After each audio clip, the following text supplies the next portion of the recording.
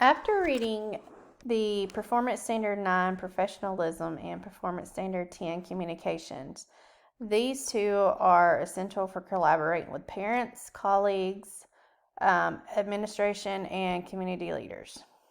I can contribute to these standards in so many ways, but to name a few. For example, for professionalism, I show enthusiasm in my teaching and learning of my students. I make learning fun, but also get the standard across to students in a engaging way.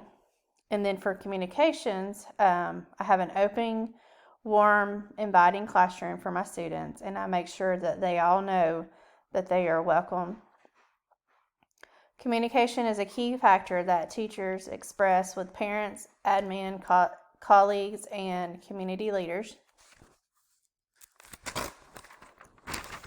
After completing the teacher self-assessment area, I would like to improve under Standard 9 Professionalism. For the professional development, I rated myself a 2 for incorporating learning from professional development activities into the classroom practice.